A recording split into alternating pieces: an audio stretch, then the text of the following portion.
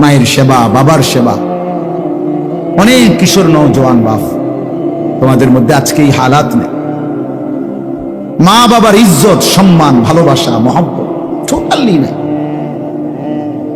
বিবাহের আগেও কষ্ট দেয়, বিবাহের পরেও কষ্ট। বিবাহের আগে মা বাবার কোনো কথা শুনে না, মোবাইল, নারী, ছবি, নাচ, গান, অসৎ বন্ধুদের আড্ডা, এ তামসা করে করেও মা বাপরে কষ্ট দেয়। আর বিয়ে করে বউ নিয়া আলাদা হইয়াও এই কষ্ট দেয়।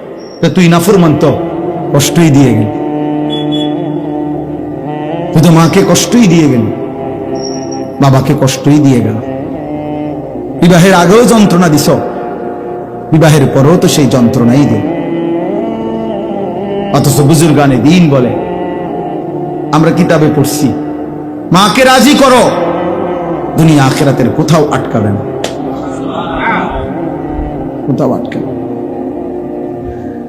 আল্লাহ নবী সাল্লাল্লাহু আলাইহি ওয়াসাল্লাম বলছেন, তিনটি গুনাহ সবচেয়ে বড় গুনাহ, এর মধ্যে একটা হলো উকুকুল ওয়ালিদাইন, পিতামাতার অবাধ্যতা, মা বাবার নাফরমানি।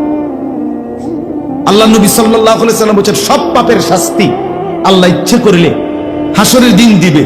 কুল্লু যুনুবি ইউআখিরুল্লাহ ইলা আজালিন মুসাম্মা, সব গুনার শাস্তি আল্লাহ নির্ধারিত দিন হাসরের ময়দান পর্যন্ত অপেক্ষা করে দিবে, সেখানে ইল্লা আকুল ওয়ালিদাইন, পিতামাতার নাফরমানি ব্যতীত। নবীজি বলছেন, মা বাবার নাফরমান সন্তানকে আল্লাহ তাআলা দুনিয়াতেই শাস্তি দিবে, বেইজ্জতি দিবে, না দিয়া কবরে নিবেন। লান ইয়ামুতা হাত্তা ইউআযযিবাহুল্লাহু ফিল আরদ, হয় তুমি কষ্ট পাইবা, না তোমার মাইয়া হবে 3 নম্বর, পোলা হবে 6 নম্বর, বউ হবে 13 নম্বর। তুমি বুঝবা, বউ কথা শোনে না, ছেলেও আল্লাহ চেনে না, মেয়েও নাফরমান, তো তখন না বুঝবা যন্ত্রণা কারে কয়। বুঝেন নাই কথা?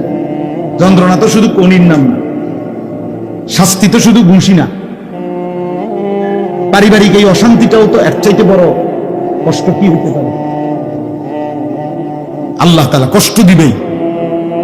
মা বাবার অবাধ্য সন্তান মারে কষ্ট দিছে, বাবারে কষ্ট দিছে, তুমি নাফরমান, লিখে রাখো, প্রয়োজনে সিল দিয়ে রাখো, তুমি বেইজ্জতি হবাই, তুমি কষ্ট পাইবাই।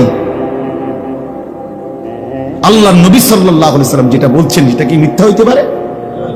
নবীজি বলেছেন, লান ইয়ামুতা, কখনোই তার মৃত্যু হবে না, হাত্তা ইউআযযিবাহুল্লাহু ফিল আরদ, জমিনের শাস্তি ভোগ না করে মৃত্যু, মৃত্যু, এবং শেষ পর্যন্ত বেইজ্জতি হয়ই হয়। আপনারা না জানলো আমরা তো জানি, হাজারো মানুষের ব্যক্তি জীবনের চোখের পানি, একাকিত্ব জীবনের চোখের পানি তো আমরা দেখি, আমরা তো জানি। দোয়া যে চায় আমগো কাছে, আমরা তো বুঝি বাপ, শুনি তো কি কয়। ঢাকা শহরে বড় মসজিদে জুমার নামাজ পড়াই, তো শুনি তো আমরা, বহু হাজার কোটি টাকার মালিকের হালাত তো শুনি।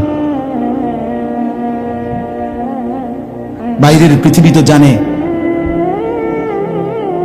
70 লাখ টাকার গাড়ি, সুটেড বুটেড, একাকিত্ব জীবনটা কি হালাত,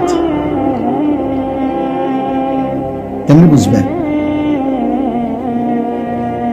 বাইরে তো পূর্ণাঙ্গ মেডিকেল কলেজের মালিক, কোটি কোটি টাকার মালিক। আমি তো কত দেখছি সারা রাত বইয়া বইয়া, বিল্ডিং, নিজ বিল্ডিং এর ছাদে বইয়া সারা রাত সিগারেট খায় আর গিটার বাজা, গান গায়। গানও মাশাআল্লাহ, সুরও না, সুরের জাতও না, বে বে করে। আহা, ঘটনাটা কি? ঘটনাটা কি? স্ত্রী মাঝে মধ্যে আসে স্বামীর কাছে, মনে মনে ওই খায় এক জায়গায়। স্ত্রী মাঝে মধ্যে আসে 15 দিনে, 20 দিনে, 1 মাসে ছুটি কাটাইতে, মন চাইলে আসে, মন না চাইলে আসে। টাকা তো অনেক, সুখ কোথায়? এজন্য তোমার জন্য কেউ থামবে না। তুমি নষ্ট হয়ে গেলে, চরিত্রহীন হয়ে গেলে, তোমার আখলাক বরবাদ করে দিলে, এই বন্ধু নামের যে সব দুষ্ট, যে তোমার কোনোদিন আখিরাত মনে করায় না, সে সে তোমার জন্য থামবে না। আচ্ছা দোস্ত, পাওয়াটা ভাঙ্গে লাইছো না মোটরসাইকেলে?